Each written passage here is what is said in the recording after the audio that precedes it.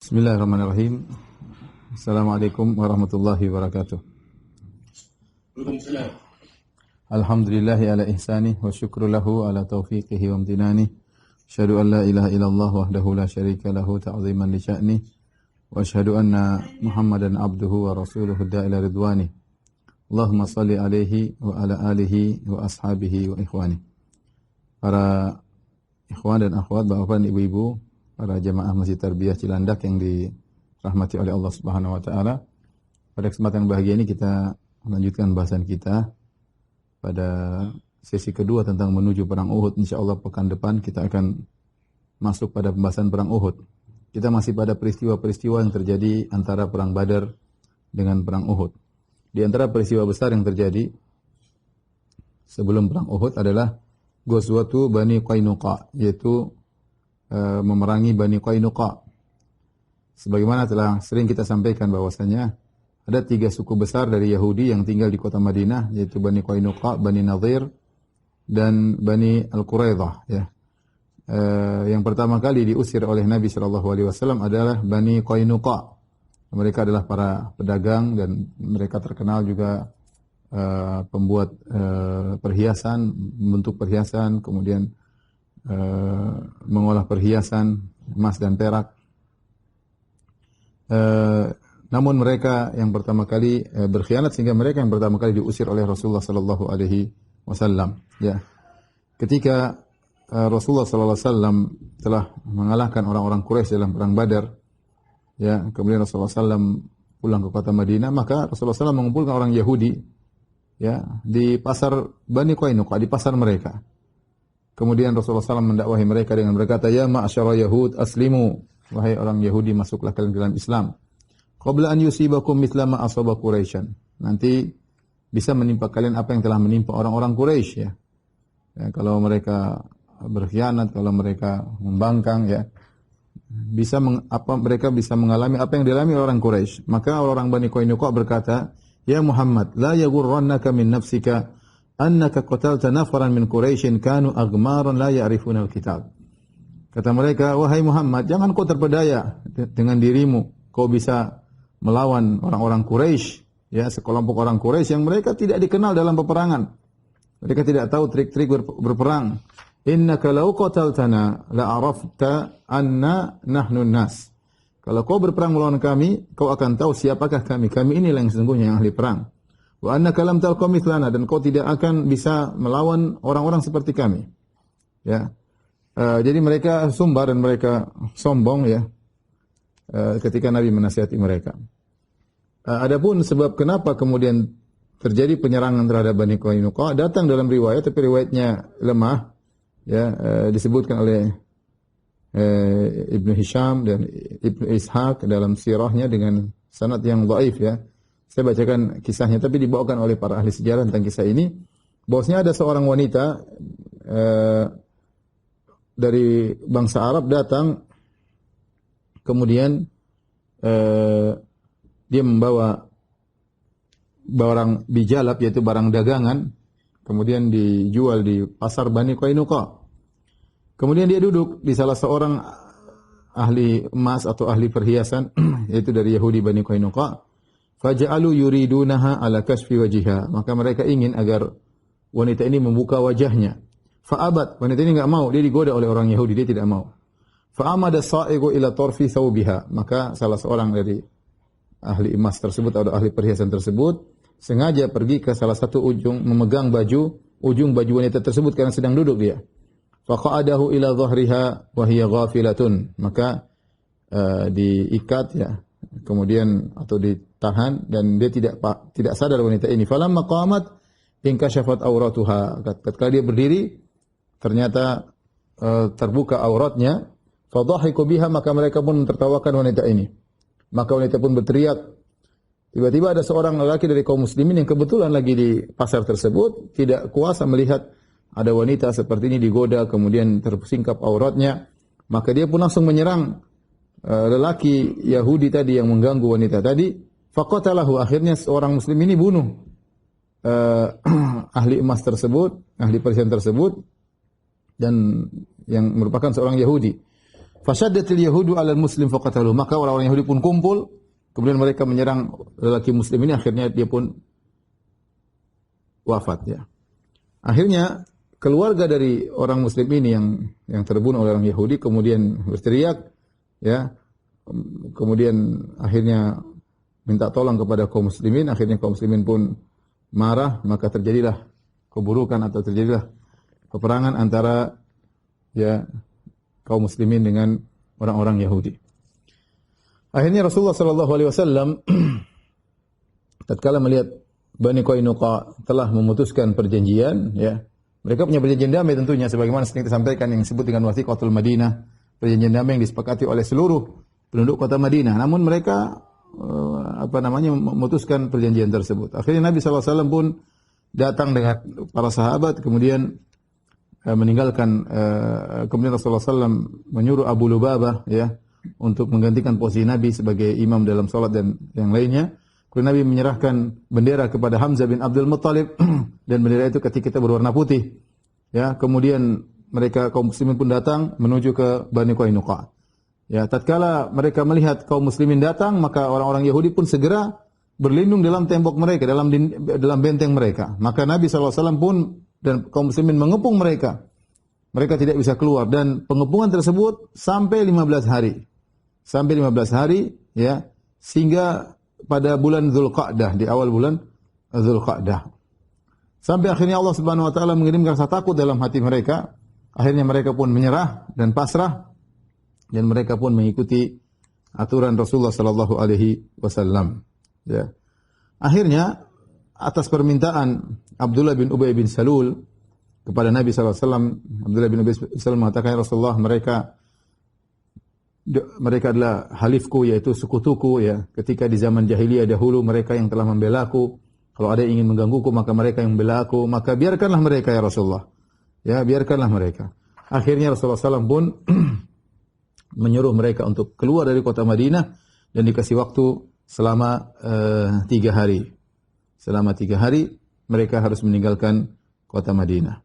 Akhirnya setelah itu mereka pun pergi meninggalkan kota Madinah, maka terusirlah Bani Qainuqa dari kota Madinah. Dan ini adalah kabilah yang pertama yang keluar dari kota Madinah karena pengkhianatan yang mereka lakukan. Dan ketika itu para sahabat mendapatkan banyak sekali ghanimah ya yang mereka tinggalkan ya, terutama alat-alat perang ya yang dimiliki oleh mereka. Ya, dan ini merupakan keuntungan besar bagi kaum muslimin. Taib, itu di antara peristiwa yang terjadi ya, antara perang Badar sampai perang Uhud. Kemudian Rasulullah SAW masuk di bulan Dzulqa'dah, kemudian Rasulullah SAW masuk di bulan Dzulhijjah. Ya, di bulan Dzulhijjah maka Rasulullah SAW pun pertama kali melaksanakan salat Idul Adha ya. Idul Adha yaitu pada tahun 2 Hijriah ya. Rasulullah SAW melakukan salat Idul Adha ya. Dan ini adalah kegembiraan bagi kaum muslimin ketika itu. Tentunya kita tidak akan bahas adab-adab tentang salat Idul Adha, itu dibahas dalam buku-buku fikih. Di antara peristiwa besar juga yang terjadi, peristiwa sejarah yang terjadi menjelang perang Uhud adalah wafatnya Utsman bin Maz'un radhiyallahu taala anhu. Utsman bin Maz'un radhiyallahu taala anhu. Pada bulan Dzulhijjah ya, wafatlah Utsman bin Maz'un. Dan Utsman bin Maz'un adalah seorang sahabat senior ya, termasuk pembesar dari kaum Muhajirin, termasuk wali-wali Allah yang sangat bertakwa ya. Beliau berhijrah ya, dengan 2 hijrah, berhijrah ke negeri Habasyah ya, kemudian beliau kembali ke kota Mekah dan berhijrah kedua kali ke kota Madinah. Dan disebutkan oleh Ibnu Ishaq bahwasanya Utsman bin Maz'un adalah orang yang ke-14, yang masuk Islam, di nomor 14 ya. Masya Allah, berarti itu masuk orang-orang yang awal ya. Dan beliau ikut juga dalam peperangan, di antaranya dalam perang Badar. Dan dia, Utsman bin Maz'un radhiyallahu anhu, adalah orang yang paling semangat beribadah, terkenal beristihad ya, sangat semangat beribadah ya. Oleh karena di antara 3 orang yang datang kepada Nabi yang mengatakan Rasulullah ya, ada yang mengatakan ini ya, yang kemudian bertanya kepada ibadah bertanya kepada salah seorang istri Nabi tentang ibadah Nabi sallallahu alaihi wasallam, faka'annahum taqaluha, seakan-akan mereka menganggap ibadah Nabi tidak banyak. Mereka mengatakan Rasulullah ibadahnya segitu, padahal sudah diampuni dosa-dosa yang akan lalu dan yang telah lalu dan akan datang. Kita bagaimana? Kalau gitu ibadah kita harus lebih banyak karena kita tidak terjamin. Maka di antara mereka ada yang berkata, inni la usalli lail wa la anam, aku akan salat malam, aku tidak pernah tidur. Wa inni la asumu wa la uftir, aku akan berpuasa dan tidak pernah berbuka. Yang satu berkata, inni sa'atazilun nisa, aku akan meninggalkan para wanita. Di antara tiga orang ini adalah Utsman bin Maz'un radhiyallahu taala anhu yang terkenal sangat semangat beribadah. Sampai-sampai begitu semangatnya beliau beribadah, siang hari puasa, malam hari salat malam ya. Bahkan beliau meninggalkan jarang mendekati istri-istri beliau, sampai beliau minta izin kepada Nabi untuk tabattul, yaitu untuk meninggalkan istri-istri beliau secara total, tidak mau lagi karena saking semangatnya beribadah. Bahkan minta izin untuk dikebiri supaya bisa beribadah. Namun Rasulullah SAW melarang hal tersebut. Sebagaimana diriwayatkan oleh Imam Bukhari, Imam Muslim dalam Sahih mereka dari Sa'ad bin Abi Waqqas radhiyallahu anhu, beliau berkata, radda Rasulullah SAW ala Utsman bin Maz'un at-tabattul walau adina lahu lakhtasayna. Kata Sa'ad bin Abi Waqqas, Rasulullah SAW menolak permohonan izin dari Utsman bin Maz'un untuk tabattul, untuk meninggalkan istri-istri secara total.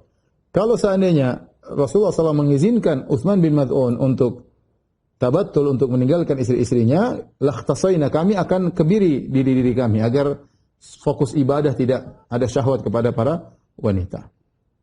Namun Rasulullah SAW melarang hal tersebut ya, karena tentunya di antara syariat Islam tujuannya adalah memperbanyak keturunan, ya, memperbanyak keturunan, banyak kaum muslimin ya. Dan itu adalah anugerah memiliki anak-anak, kemudian bisa mengayomi para wanita ya. Tapi intinya ini asar atau riwayat ini menunjukkan bagaimana semangatnya Utsman bin Maz'un untuk beribadah. Dia menganggap bahwasanya para wanita mengganggu dia dalam beribadah ya. Pelampiasan syahwat mengganggu dia untuk beribadah, maka dia minta izin agar bisa dikebiri. Tapi Rasulullah SAW melarang karena itu bukan tujuan dari Islam. Dan akhirnya beliau wafat sakit ya. Sebagaimana diriwayatkan oleh Ummul Ala ya.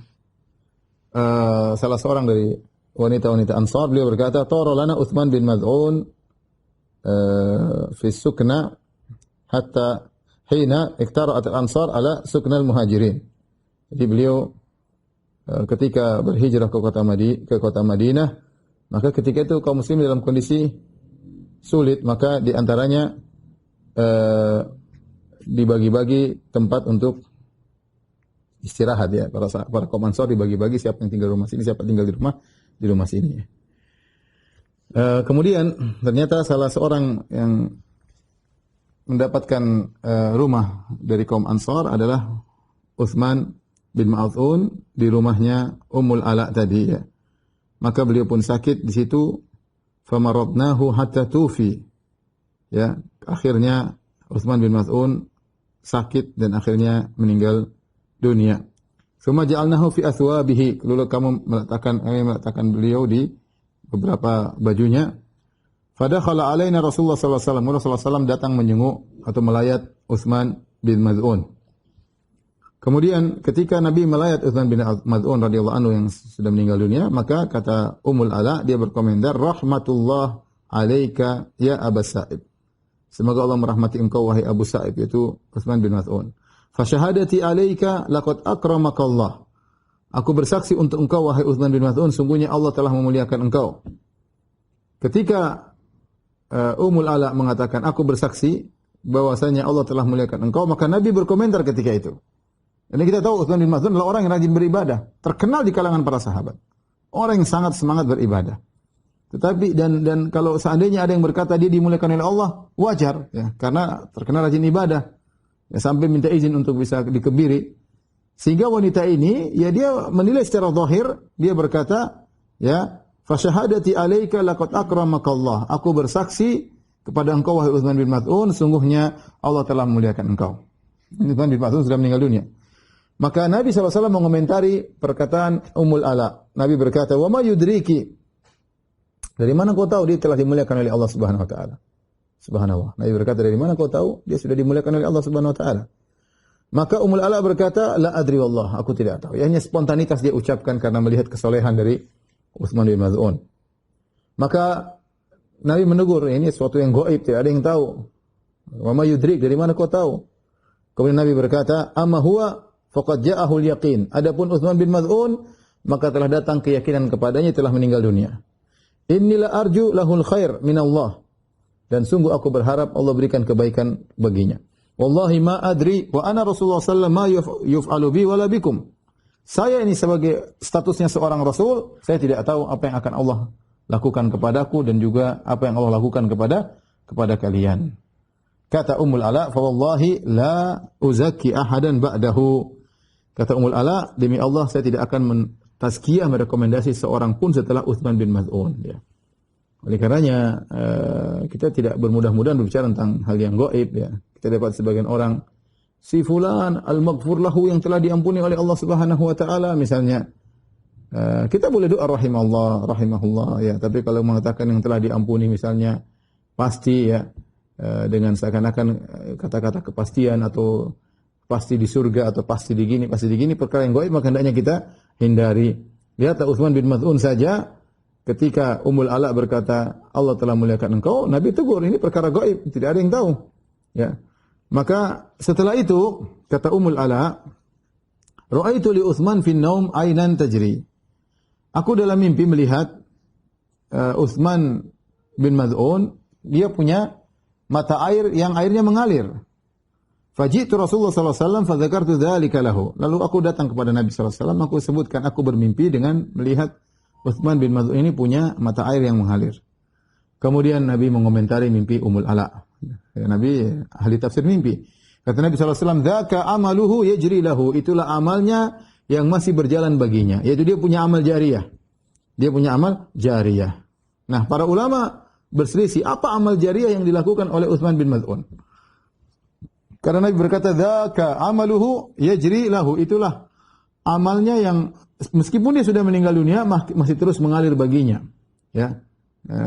Dimimpikan oleh Ummul Ala dengan mata air yang terus mengeluarkan airnya, dan itu ditafsirkan, ditakwil oleh Nabi, maksudnya amalnya yang terus berlanjut meskipun dia sudah meninggal dunia. Maka secara umum ada dua pendapat di kalangan para ulama. Yang pertama, mereka berkata bahwasanya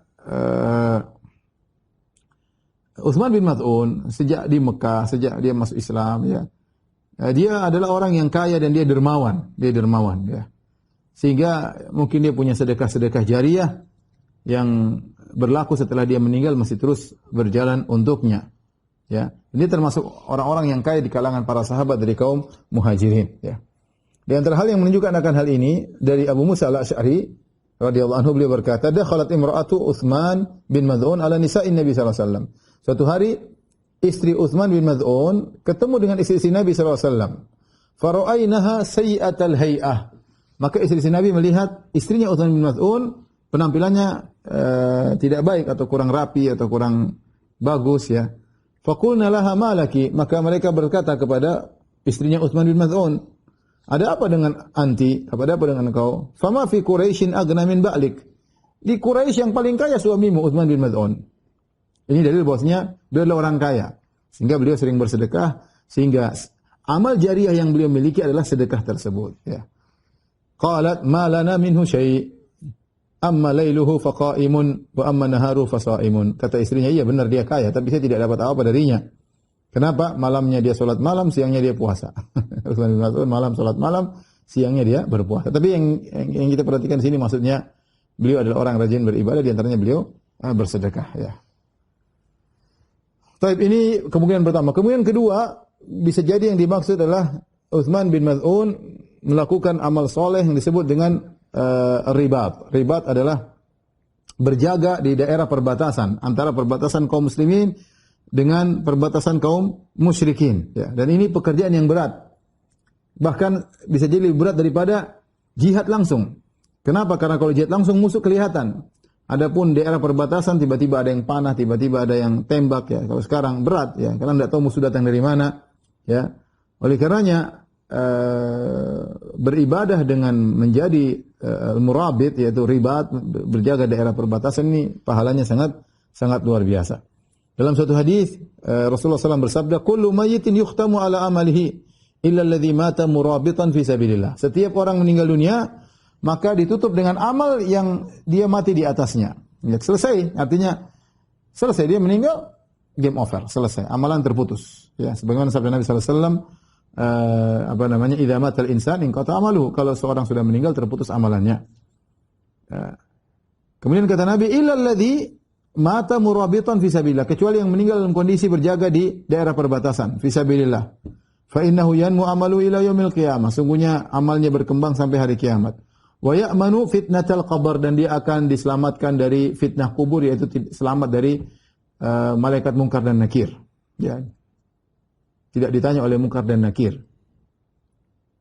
Kemudian juga dalam riwayat yang lain dalam Sahih Muslim, ya, dari hadis Salman radhiyallahu anhu, Rasulullah SAW bersabda, ribatu yaumin wa lailatin khairun min siyami syahrin wa qiyamihi. Berjaga di daerah perbatasan perang, ya, sehari semalam lebih baik daripada puasa sebulan dan salat malam sebulan. Wa in mata jara alai amalu alladhi kana ya'maluhu. Kalau dia sudah meninggal dunia, maka amal yang biasa dikerjakan masih berjalan terus. Ya. Wa ujri alaihi rizquhu, dan juga tetap diberikan rezeki kepadanya oleh Allah Subhanahu wa taala. Wa aminal fattan, dan dia akan selamat dari dua penanya, yaitu malaikat mungkar dan nakir. Ini di antara dua ibadah yang luar biasa yang jika seorang meninggal dunia maka amalnya masih berjalan. Di antaranya adalah sedekah jariyah, di antaranya adalah amal pekerjaan sebagai murabit, yaitu penjaga di daerah perbatasan. Dan Utsman bin Maz'un radhiyallahu anhu dikubur di Baqi, ya.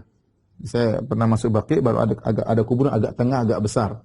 Konon kata orang-orang di sana, ini Utsman bin Maz'un, agak besar dikit dan dia agak tengah.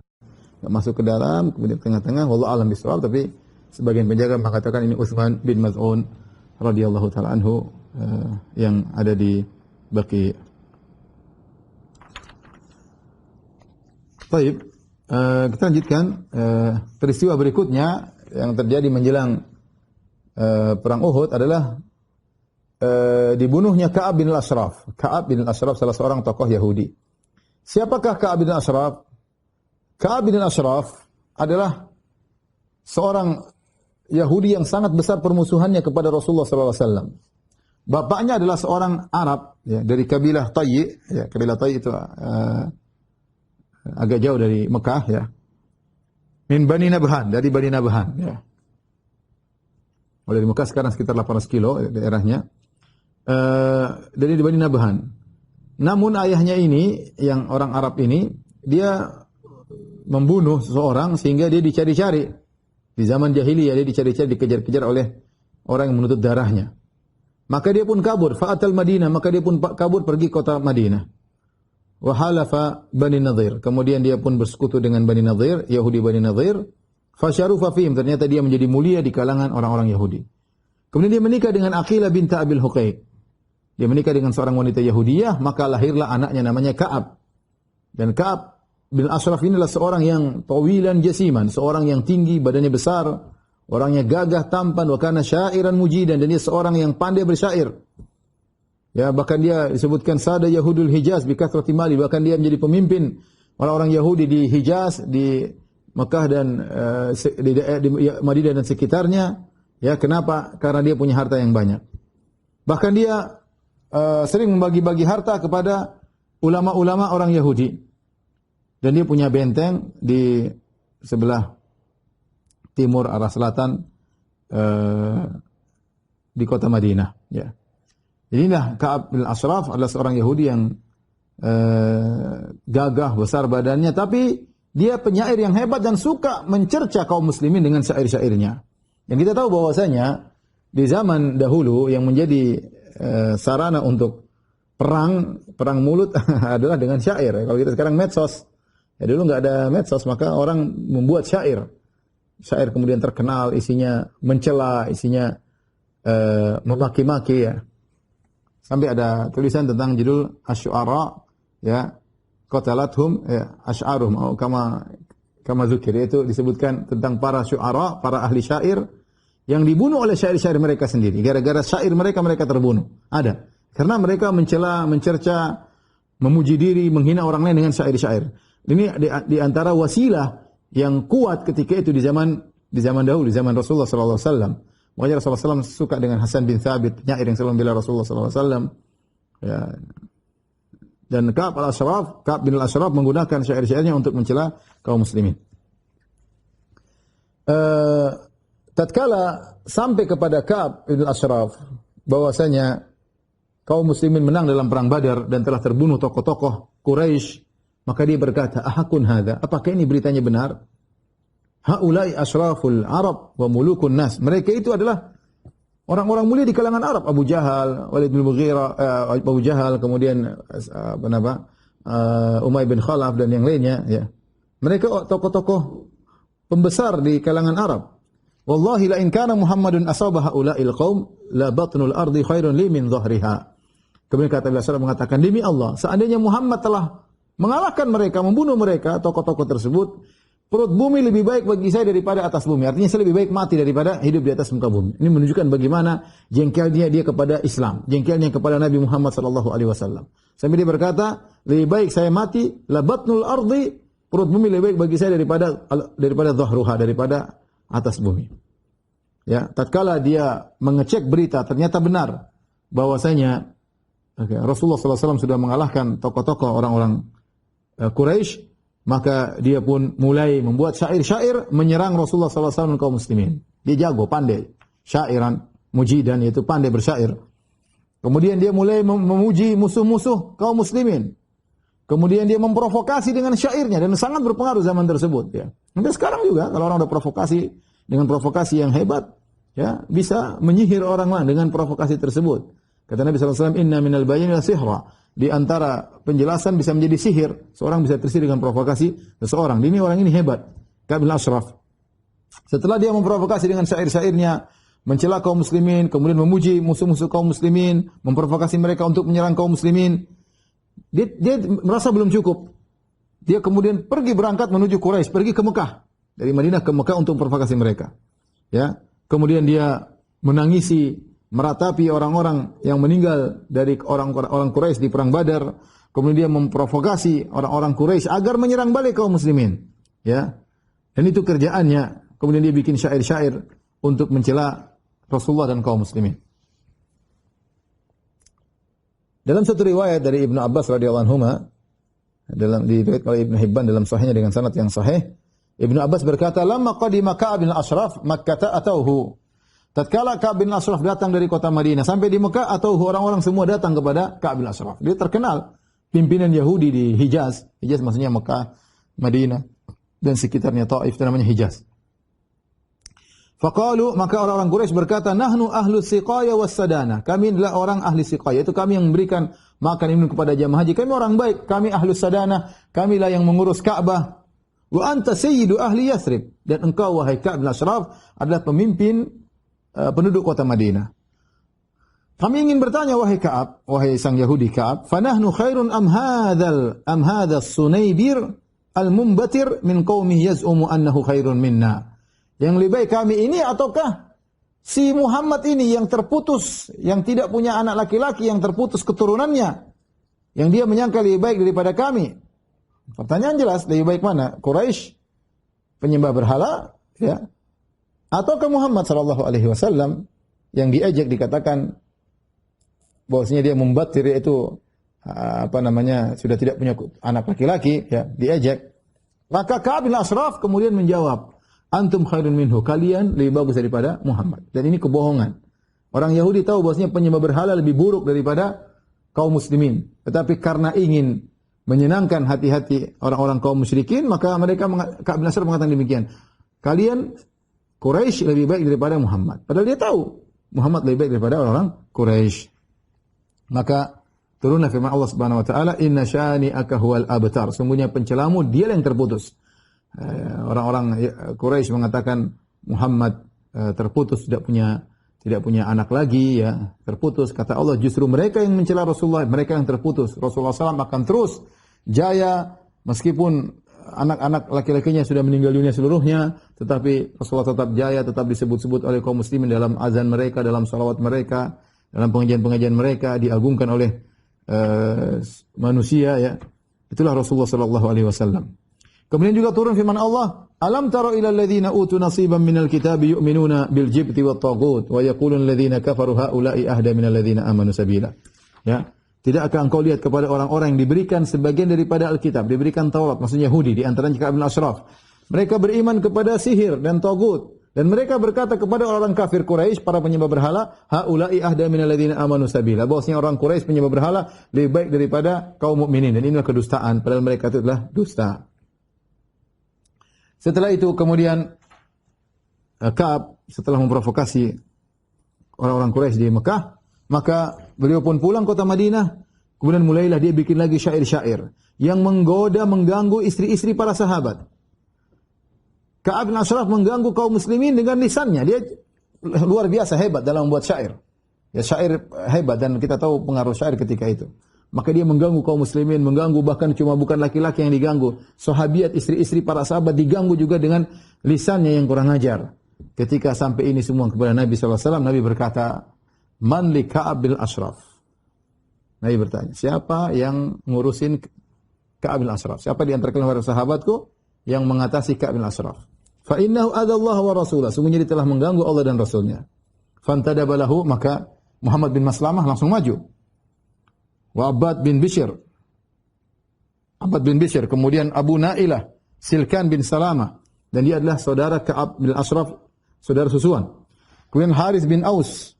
Wa Abu Abs bin Jabr, ya, dan pemimpin dari kelompok ini adalah Muhammad bin Maslamah. Jadi ada beberapa orang, Muhammad bin Maslamah, Abbad bin Bishr, Abu Nailah, kemudian Al Harith bin Aus dan Abu Abs, 5 orang. Ya. Dalam riwayat yang lain, Rasulullah SAW berkata, "Man li Ka'ab bin Ashraf?" Siapa yang mau menyelesaikan Ka'ab bin Ashraf? Fa innahu qad adallahu wa rasulah. Sungguhnya dia telah mengganggu Allah dan Rasulnya. Maka Muhammad bin Maslamah berdiri kemudian berkata, "Ya Rasulullah, atuhibbu an aqtulahu?" Diperjelas. Muhammad bin Maslamah radhiyallahu anhu berkata, "Ya Rasulullah, kau ingin aku bunuh dia?" Kata Rasulullah, "Na'am, iya, bunuh dia." Faqala Muhammad bin Maslamah, ketika diizinkan untuk membunuh Ka'ab bin Ashraf karena dia telah mengganggu, maka Muhammad bin Maslamah berkata, "Ya Rasulullah, fa'dhan li an aqula syai'an." Ya Rasulullah, izinkan aku untuk mengucapkan sesuatu kepadanya. Kata Nabi, "Qul." Maksudnya apa? Saya ingin mengibuli dia. Ini menunjukkan para sahabat, mereka jauh dari namanya kedustaan. Mereka jauh dari namanya kebohongan. Tapi tatkala Muhammad bin Maslamah ingin mengibuli Ka'ab bin Ashraf agar bisa dibunuh, maka dia minta izin kepada Nabi. Saya ingin ngomong sesuatu begini-begini. Artinya ingin mengucapkan sesuatu, ingin mengibuli Ka'ab bin Ashraf agar bisa dibunuh. Ini itu namanya al-harbu khid'ah. Bahwasanya perang adalah tipuan. Taktik dalam peperangan. Maka akhirnya Muhammad bin Maslamah pergi kepada Ka'ab bin Ashraf. Kemudian dia pura-pura dia berkata, "Inna hadzal rajul," sungguhnya Muhammad ini, yaitu Rasulullah, "qad sa'alana sadaqah." Dia minta kami agar bersedekah. "Wa innahu qad annana," dan sungguhnya Muhammad sudah bikin kami capek, minta sedekah. Dan kita sudah enggak punya duit. "Wa inni qad ataituka astaslifuka." Dan saya datang kepada engkau, Ka'ab bin Ashraf, orang kaya, saya pinjam uang dari engkau. Kenapa sih Muhammad ini minta-minta orang ini, Muhammad sama orang ini, itu maksudnya Rasulullah SAW, minta-minta sedekah. Ya.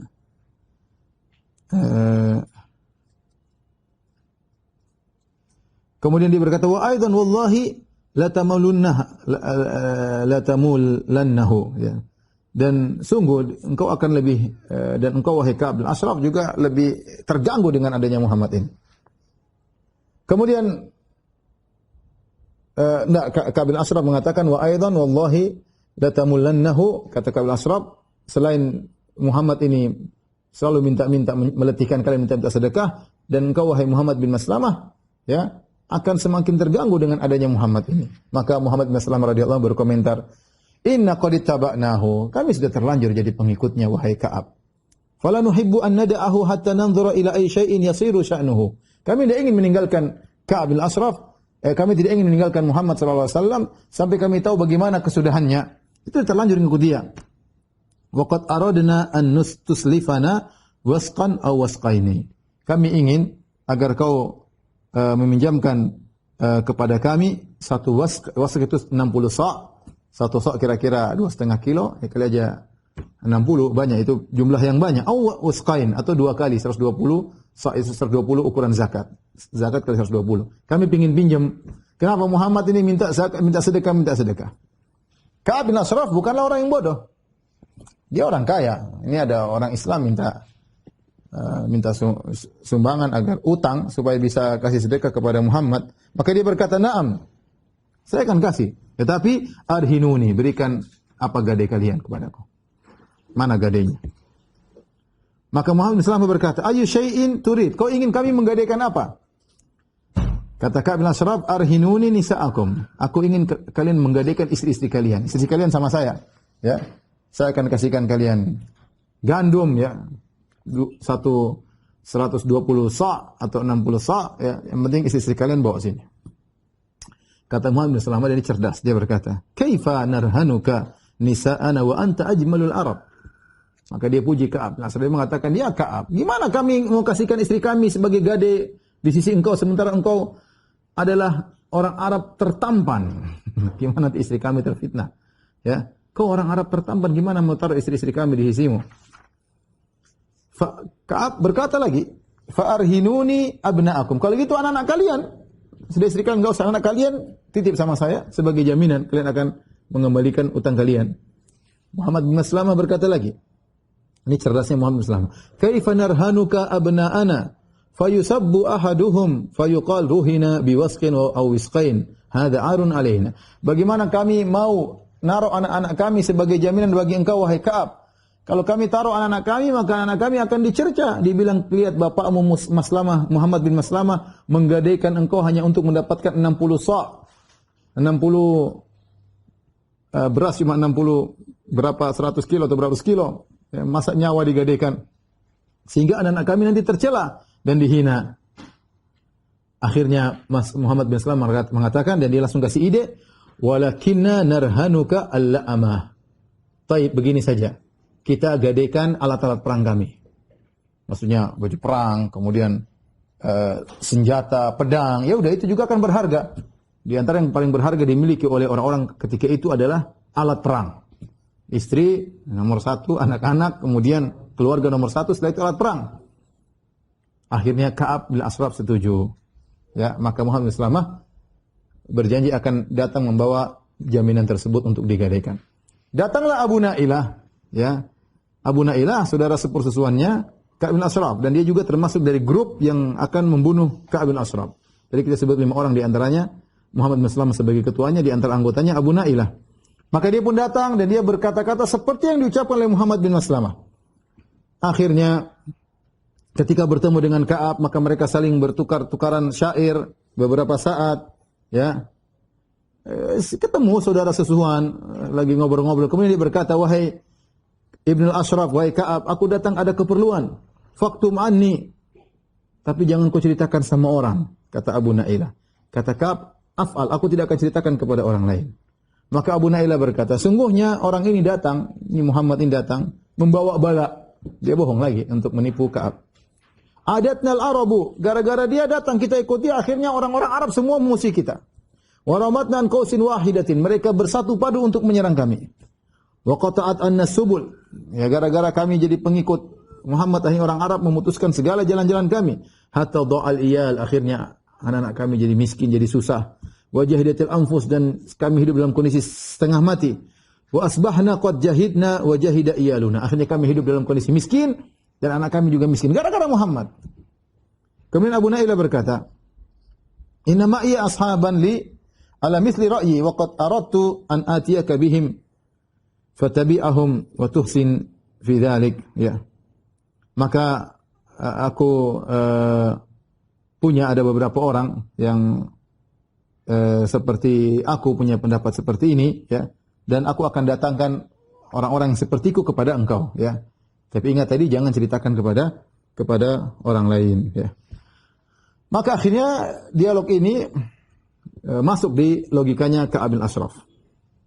Akhirnya mereka bertemu pada waktu yang sama. Janji ketemu dengan Ka'ab bin Ashraf, ya, sama dengan waktu Muhammad bin Maslamah dan juga Abu Nailah. Di malam bulan purnama, yaitu malam ke-15 dari bulan Rabiul Awal, sanah tahun ketiga Hijriyah, Maka berkumpullah grup ini yang dipimpin oleh Muhammad bin Maslamah. Mereka pun pergi menuju Nabi sallallahu alaihi wasallam, ketemu Nabi di malam hari, di malam bulan purnama di Baqi Al-Gharqad. Kemudian Nabi melepas mereka. Nabi berkata, tugasnya apa? Untuk membunuh Ka'ab bin Ashraf. Kata Nabi, intaliqu ala ismillah, Allahumma a'inhum. Kata Nabi, bergeraklah kalian dengan menyebut nama Allah. Ya Allah, tolonglah mereka. Kemudian Rasulullah SAW balik ke rumahnya. Kemudian beliau pun salat dan berdoa. Salat dan berdoa agar Allah memuluskan rencana mereka. Akhirnya berjalanlah mereka, sampailah mereka ke bentengnya Ka'ab bin Ashraf. Maka Abu Nailah, saudara susuannya, panggil. Ya Ka'ab, ya Ka'ab. Dia lagi di bentengnya malam hari. Turun sini ketemu kami. Ketika itu Ka'ab bin Ashraf baru saja nikah dengan seorang wanita, lagi malam pengantin, baru saja menikah dengan seorang wanita. Maka akhirnya dia bangun, dia mau turun, dia kenal suaranya Abu Nailah, saudara susuannya.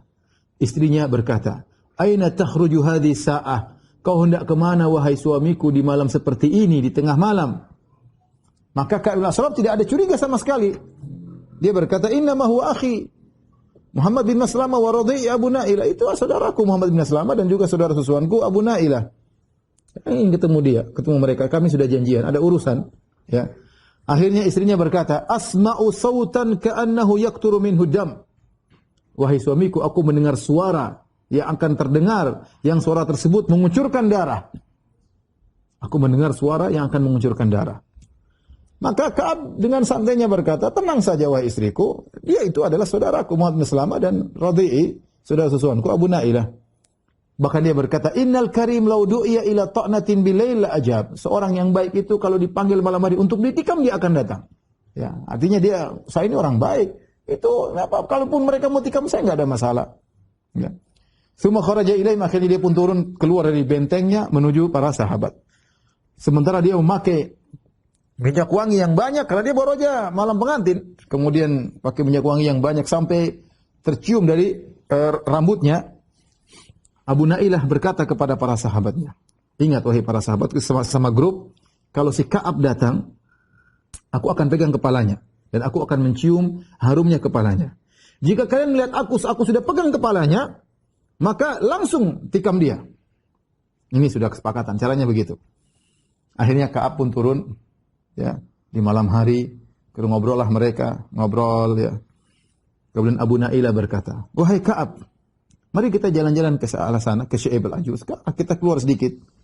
Kemudian kita habiskan malam kita ini dengan ngobrol-ngobrol." Ya. Kata Ka'ab, "Oke." Ya. Dan Muhammad bin Maslamah datang bawa pedang, dia tidak curiga karena ini adalah jaminan yang akan diantarkan oleh Muhammad bin Maslamah, pedang, alat-alat tempur, padahal untuk tikam Ka'ab bin Ashraf. Kata dia, "In syi'tum, kalau kalian mau yo." Akhirnya mereka pun keluar, berjalan-jalan, ya. Di tengah perjalanan, ya, Abu Nailah berkata, "Ma ra'aitu kal-lailati tayyiban a'tar qat." Dia mulai buka bicara, "Saya tidak pernah cium malam hari ini, kok harum banget. Tidak pernah saya melewati malam tercium aroma yang wangi seperti ini."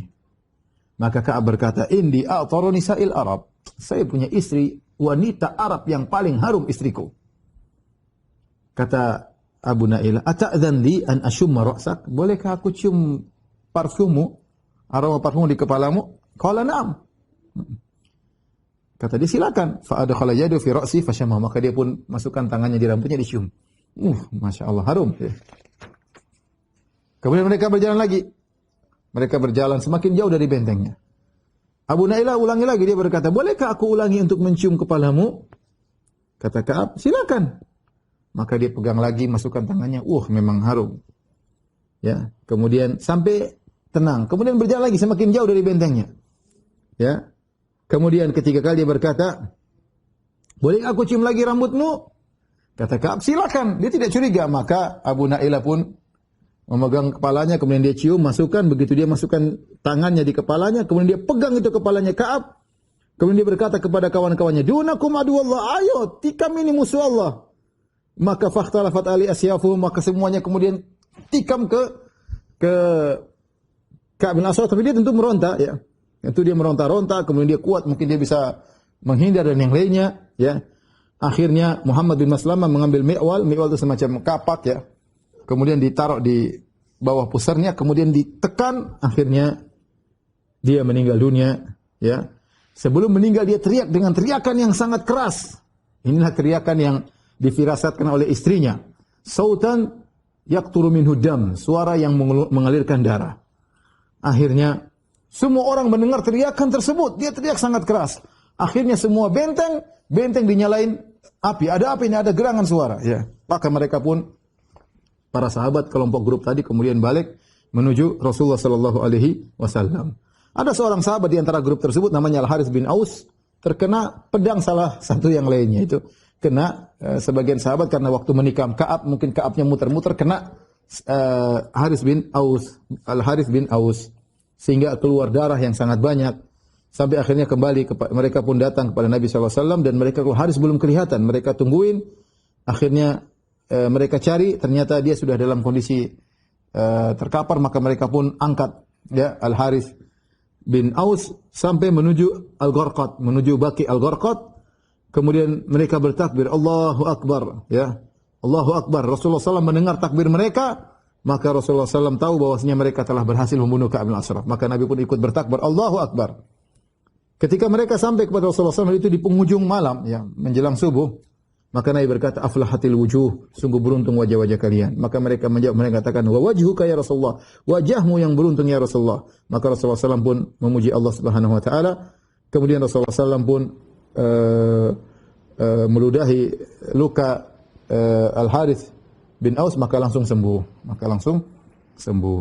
Ini ya kisah terbunuhnya Ka'ab bin Ashraf karena dia sering mengganggu kaum muslimin, ya. Dibunuh oleh grup kecil dari kaum muslimin, dibunuh oleh Muhammad bin Maslamah. Demikianlah akhirnya tewaslah musuh besar kaum muslimin yang selalu mengganggu kaum muslimin, menggoda istri-istri para sahabat dengan syair-syairnya yang sangat berbahaya. Kemudian di antara peristiwa yang terjadi ya menjelang perang Uhud ya adalah pasukan perang kecil yang dipimpin oleh Zaid bin Harithah kepada suatu tempat namanya Al-Qaradah. Jadi dalam peperangan ada namanya Ghazwah. Ghazwah itu peperangan ya. Guzat, para pasukan perang ya, ada namanya Sariyah. Sariyah adalah pasukan kecil yang Rasulullah tidak ikut di situ, namanya Sariyah. Rasulullah SAW kirim pasukan-pasukan kecil. Di antaranya Rasulullah SAW pernah mengirim pasukan kecil dipimpin oleh Zaid bin Harithah radhiyallahu taala anhu.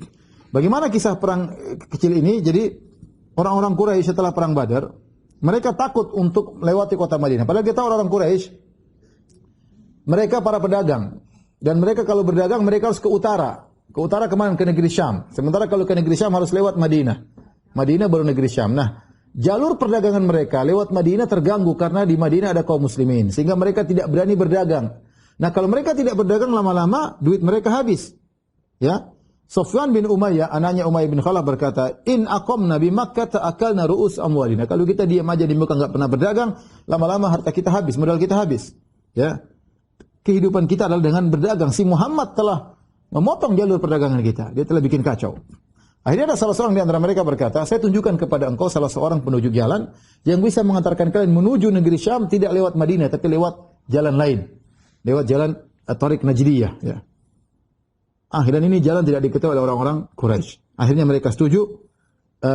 Penunjuk jalan tersebut namanya Furat bin Hayyan. Furat bin Hayyan dari Bani Bakar bin Wa'il. Akhirnya mereka bayar orang kafir tersebut sebagai penunjuk jalan, Furat bin Hayyan. Akhirnya mereka pun berjalan menuju ke negeri Syam, tidak lewat kota Madinah. Suatu hari, ada dari kalangan kota Mekah bernama Nu'aim bin Mas'ud al-Asja'i. Dia datang ke kota Madinah dan dia masih musyrik ketika itu. Dia masih musyrik, datang ketemu kawannya. Maka dia mampir di seorang namanya Kinanah bin Abil Huqaiq dari Bani Nadhir, ya. Ketika itu ada seorang sahabat namanya Sulaid ibn Nu'man. Sulaid bin Nu'man, dan dia sudah Islam waktu itu. Dan ketika itu khamr belum diharamkan. Maka mereka mabok bertiga ini. Ya. Ada Kinanah bin Abil Huqaiq, kemudian ada Nu'aim bin Mas'ud, dan ada sahabat ini Sulaid bin Nu'man. Ketika Nu'aim bin Mas'ud, dan itu khamr belum diharamkan. Ketika Nu'aim bin Mas'ud, dan dia orang musyrik, dia minum bir sampai teler, akhirnya dia cerita. Dia beberkan semuanya. Dalam kemabukannya dia berkata, sungguhnya orang Quraisy akan pergi menuju negeri Syam, tapi tidak lewat jalur kota Madinah, lewat Tariq Najdiyah, dan akan dibawa oleh seorang penunjuk jalan. Dia cerita dengan panjang lebar. Begitu mendengar hal ini, Sulaid langsung pergi menuju kepada Nabi dan cerita apa yang terjadi. Ketika Nabi tahu ada pasukan, ada sekelompok pedagang dari kota Mekah yang ingin pergi ke negeri Syam lewat jalan lain, maka Nabi pun mengirim pasukan kecil yang bin Zaid bin Harithah membawa sekitar 100 pasukan untuk menghadang orang-orang Quraisy. Dan akhirnya mereka berhasil menghadang. Akhirnya mereka pun kabur, semuanya kabur, dan akhirnya barang dagangan mereka dirampas oleh kaum muslimin. Yang tersisa ya adalah penunjuk jalan. Penunjuk jalan tersebut ya tadi namanya adalah Furad bin Hayyan. Furad bin Hayyan akhirnya ketika dia ditangkap ya, kemudian dibawa kepada Nabi sallallahu alaihi wasallam, akhirnya dia berkata, "Ini muslim, saya masuk Islam." Saya masuk Islam. Maka orang-orang berkata, "Ya Rasulullah, dia menyangka dia telah masuk Islam." Ya, kata Rasulullah, sudah. Nakiluhum ila imanihim. Ya, kita serahkan kepada imannya, ya. Di antaranya Furad bin Hayyan, dan Furad bin Hayyan ini masuk Islam dan akhirnya Islamnya bagus, ya. Dan akhirnya dia berperang bersama Rasulullah SAW memerangi orang-orang kafir, ya. Ya, dan masuk Islam dengan Islam yang baik, ya. Subhanallah, tadinya jadi penunjuk jalan, akhirnya masuk Islam. Ini disebut dengan Sariyah dipimpin oleh Zaid bin Harithah, disebut Sariyah yang diutus oleh Nabi menuju Al-Qaradah. Kemudian di antara peristiwa, ya, sedikit lagi insyaallah, peristiwa yang terjadi sebelum perang Uhud masih ada 3 peristiwa singkat yang di antaranya adalah pernikahan Utsman dengan Ummu Kulsum, putri Rasulullah SAW. Kita tahu Utsman pertama nikah dengan Ruqayyah bintu Rasulullah sallallahu alaihi wasallam. Kemudian Ruqayyah, sebagaimana kita ceritakan, ketika Utsman ingin ikut perang Badar, Rasulullah suruh Utsman untuk menjaga Ruqayyah. Akhirnya ketika Rasulullah SAW pulang, Ruqayyah sudah meninggal dan sudah dikubur. Rasulullah SAW tidak sempat melihat pengkuburan Ruqayyah. Ya. Setelah itu Rasulullah SAW menikahkan Utsman dengan putrinya yang lain, Ummu Kulsum. Dan nanti juga Ummu Kulsum akan meninggal dunia. Ya, sampai ketika Ummu Kulsum meninggal dunia, kata Nabi SAW, ini saya punya putri yang ketiga, saya akan nikahkan dengan Ummu Kulsum, ya. Dengan Utsman bin Affan. Makanya Utsman bin Affan dijuluki dengan Dzu Nurain, pemilik 2 cahaya, karena dia yang satu-satunya sahabat yang pernah menikahi 2 putri Nabi SAW, Ruqayyah dan Ummu Kulsum. Kemudian di antara peristiwa yang terjadi, Rasulullah SAW menikah dengan Hafsah bintu Umar. Hafsah bintu Umar radhiyallahu taala anha menikah dengan Nabi SAW pada bulan Sya'ban tahun 3 Hijriah. Setelah selesai iddahnya, ya. Selesai iddahnya, dan dia adalah istri dari Khunais bin Hudzafah As-Sahmi. Yang Khunais bin Hudzafah As-Sahmi ini meninggal dalam perang Badar. Jadi jadi janda, ya. Ketika dia menjadi janda, maka ayahnya Umar bin Khattab radhiyallahu anhu, sebagaimana dalam Sahih Bukhari, ya. Umar bin Khattab kemudian menawarkan putrinya kepada Utsman bin Affan. Ya, putrinya jadi janda. Maka Umar bin Khattab datang kepada Utsman, dia tawarkan putrinya Hafsah, maukah kau nikahi putriku? Ya, ini dalil bahwasanya seorang ayah boleh menawarkan putrinya kepada orang yang soleh. Dan ini bukan hal yang untuk dimalukan, ya, karena ini demi kepentingan putrinya atau demi kepentingan adiknya. Kalau dia tak ada orang soleh, tawarkan, enggak ada masalah, ya. Maka Umar menawarkan putrinya Hafsah kepada Utsman. Kemudian kata Umar bercerita ini, "In syi'ta ankahtuka Hafsata binta Umar." Kalau kau mau ya Utsman, aku nikahkan kau dengan putriku Hafsah. Kata Utsman bin Affan, "Sa'anzuru fi dzalik." Tunggu, saya lihat dulu, ya, saya pikir dulu. Falabistu layali, kata Umar, saya tunggu beberapa hari, kok enggak ada jawaban. Falaqiyani, akhirnya ketemu lagi saya dengan Utsman beberapa hari setelahnya. Kemudian Utsman berkata, dia tolak dengan halus, "Ma uridu nikaha yaumiyya hadza." Saya belum mau nikah hari-hari ini. Falam yarji, kemudian qala Umar, falaqitu Abu Bakar, karena Utsman nolak atau belum siap untuk menikah, saya ketemu dengan Abu Bakar. Maka saya tawarkan lagi kepada Abu Bakar. Abu Bakar lebih tua daripada Umar. "In syi'ta ankahtuka Hafsata binta Umar." Wahai Abu Bakar, kalau kau mau saya nikahkan putriku denganmu. Falam yarji ilayya syai'an, dan Abu Bakar tidak jawab sama sekali. Fa kuntu aujada alaihi minni ala Utsman. Saya lebih marah kepada Abu Bakar daripada kepada Utsman. Utsman ketika dia tidak mau nikah, dia ngomong, saya belum siap untuk nikah. Ini Abu Bakar saya tunggu-tunggu enggak ngomong-ngomong. Sudah diam begitu saja. Falabithtu layaliya. Aku tunggu berhari-hari, Abu Bakar enggak ada jawaban. Saya jadi jengkel sama Abu Bakar daripada kepada Utsman. Tiba-tiba fa khatabaha ilayya Rasulullah sallallahu alaihi wasallam. Ternyata Rasulullah sallallahu melamar putriku Hafsah. Fa ankahtuha iyyahu, maka aku pun nikahkan putriku dengan Rasulullah sallallahu alaihi wasallam. Setelah itu aku bertemu dengan Abu Bakar. Setelah Nabi menikahi Hafsah, Abu Bakar berkata, "La'allaka wajadta fi nafsika hina aradta alayya Hafsah." Kayaknya kau marah ya waktu kau tawarkan Hafsah kepadaku dan aku tidak membalas sesuatu pun kepada engkau. Kata Umar, "Iya, saya marah. Kenapa kau tidak kasih balasan? Mau atau enggak mau kan harus kasih balasan." Kata Abu Bakar, "Fa innahu lam yamna'ni an arji'a ilaika syai'an lamma aradta alayya illa anni sami'tu Rasulullah sallallahu alaihi wasallam yadhkuruha." Aku tidak mau beri jawaban apapun ketika itu. Kenapa? Karena aku dengar Nabi sebut-sebut Hafsah. Walam akun ufsi sirra Rasulullah sallallahu alaihi wasallam. Aku tidak ingin menyebarkan rahasia Nabi. Nabi mungkin ngobrol sama Abu Bakar, cari pendapatnya, sebut-sebut Hafsah, ya. Walau tarakah lanakahtu, seandainya Rasulullah tidak menikahi Hafsah, aku akan nikahi Hafsah. Jadi Abu Bakar menenangkan hati Umar, ya. Dan kata para ulama di sini cerdasnya Abu Bakar. Pertama, Abu Bakar jaga rahasia. Pembicaraan Abu Bakar dengan Rasulullah sallallahu alaihi wasallam, Abu Bakar tidak ceritakan kepada Umar karena Rasulullah datang dalam rangka pembicaraan pribadi, dan kita pun demikian. Kalau ada orang datang bicara pribadi, jangan kita sebarkan sama orang, ya. Karena kalau kecuali dia izinkan, kalau datang dalam pembicaraan berdua itu biasanya adalah pembicaraan pribadi yang disebarkan kepada orang lain. Yang kedua, Abu Bakar tidak menyampaikan kepada Umar. Misalnya dia mengatakan, Umar, kayaknya Rasulullah ingin menikahi Hafsah. Khawatir apa kalau Rasulullah tidak jadi, maka Umar semakin kecewa. Jadi Abu Bakar memilih diam. Ini bijaknya Abu Bakar. Ketika Rasulullah sudah menikah dengan Hafsah, baru Abu Bakar kemudian mengatakan, tadinya sepertinya kau marah waktu itu. Seandainya Rasulullah tidak menikahi putrimu, aku akan menikahi. Ini dalil bahwasanya seorang bisa katakan tadi boleh menawarkan putrinya kepada orang yang soleh. Meskipun orang soleh tadi sudah punya istri, nggak ada masalah. Abu Bakar sudah punya istri, Utsman sudah punya istri, ya. Rasulullah juga sudah punya istri, dan Umar menawarkan putrinya Hafsah kepada orang-orang soleh tersebut.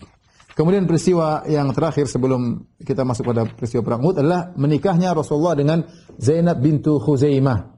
Ya, dan ini terjadi bulan Ramadan pada tahun 3 Hijriah. Zainab bintu Khuzaimah Al-Hilaliyah, ya. Beliau dikenal dengan Ummul Masakin, ibunya orang-orang miskin. Kenapa? Karena beliau begitu dermawan, sering memberi makan kepada orang-orang miskin dan sering bersedekah kepada orang-orang miskin. Dialah Zainab bintu Khuzaimah, ya. Wanita yang sangat soleha dan wanita yang sangat dermawan. Dia sama dahulunya adalah istri dari Tufail bin Harith, kemudian dia dicerai, kemudian dia dinikahi oleh Ubaidah bin Harith, kemudian suaminya meninggal dalam perang Badar. Ya, suaminya meninggal dalam perang Badar, maka Rasulullah SAW pun melamarnya, ya, dan akhirnya Rasulullah SAW menikahinya. Tetapi tidak lama dia menikah dengan Nabi, sekitar 2 bulan, 3 bulan, kemudian beliau meninggal dunia, Zainab. Tapi dia sudah menjadi Ummul Mukminin. Jadi Ummul Mukminin. Inilah Rasulullah SAW kalau kita lihat, dan juga para sahabat, mereka saling menolong di antara sahabiat. Kalau ada yang janda langsung mereka nikahi, kalau ada yang tidak punya suami mereka langsung nikahi, karena mereka perhatian kepada istri-istri kawan-kawan mereka agar tidak ditinggal, ya, terbengkalai, tidak ada yang mengurusi, dan itu kebiasaan para sahabat radhiyallahu taala anhum, yang kebiasaan tersebut hilang di zaman kita. Baik, demikian saja pengajian kita. Insyaallah kita lanjut tentang perang Uhud pada pekan depan باذنillah taala. Baik, demikian saja kajian kita, kurang lebihnya saya mohon maaf. Wabillahi taufiq wal hidayah. Assalamualaikum warahmatullahi wabarakatuh.